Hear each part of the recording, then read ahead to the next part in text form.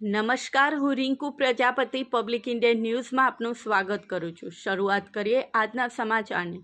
આણંદ શાક માર્કેટમાં 5 ટનની સામે માત્ર 3 ટન આવતા શાકભાજીના ભાવ ઊંચકાયા। આણંદ જિલ્લામાં કોબીજ, ટીંડોળા, ફ્લાવર, ચોરી સહિત લીલા શાકભાજીનું વાવેતર થયું હતું। છેલ્લા એક સપ્તાહથી ગરમી અને વાદળછાયા વાતાવરણ રહેતા શાકભાજીના ઉતારો ઘટી ગયો છે, જેના કારણે આણંદ શાક માર્કેટમાં શાકભાજી માંગ દૈનિક 5 ટન જેટલી રહે છે। તેની સામે હાલ 3 ટન શાકભાજી આવી રહી હોવાથી ભાવમાં ઘટાડો થયો છે।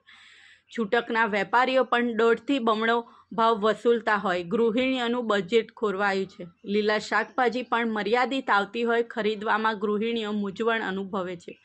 શાકભાજીના ભાવ આસમાને પહોંચતા ગૃહિણીઓ શાકભાજીના વિકલ્પમાં કઠોળ તરફ આકર્ષાય છે। શાકભાજીના રાજા ગણાતા બટાટા તેમજ શાકભાજીની રાણી અને ગરીબોની કસ્તુરી ડુંગળીનો ભાવ પણ છેલ્લા ઘણા સમયથી ઉંચકાયો છે। માર્કેટ યાર્ડમાં બટાકાનો જથ્થાબંધ ભાવ 20 કિલોના ₹400 થી 500 અને ડુંગળીનો ભાવ 120 થી 160 રૂપિયાએ પહોંચ્યો છે। ઉનાળાની શરૂઆત સાથે એપીએમસીના સામરખા માર્કેટમાં શાકભાજીની આવક ઘટી છે। લીલા શાકભાજીના માત્ર ટામેટાનો ભાવ તળિયે બેઠો છે। ટામેટા સિવાયના લીલા શાકભાજીમાં ભાવમાં તોતિંગ વધારો જોવા મળી રહ્યો છે। આણંદ શાકભાજી માર્કેટના વેપારી મહેબૂબ નનુમિયા મલેકે જણાવ્યું હતું કે શાકભાજીના ભાવમાં થતી વધઘટ જથ્થા અને માંગ ઉપર આધારિત છે। શાકભાજીની ક્વોલિટી અને જથ્થો એ આયાત નિકાસનો ખર્ચ, ટ્રાન્સપોર્ટેશન ખર્ચને આધારે શાકભાજીના ભાવ નક્કી થતા હોય છે।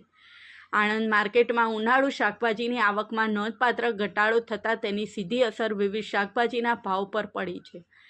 ગરમીનો પારો જેમ જેમ વધી રહ્યો છે તેમ લીલા શાકભાજીના ભાવમાં પણ ફેરફાર જોવા મળી રહ્યો છે।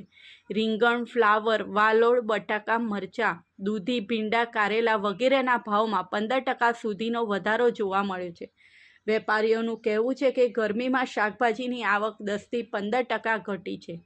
આ સાથે આજના સમાચારને અહીં સમાપ્ત કરી।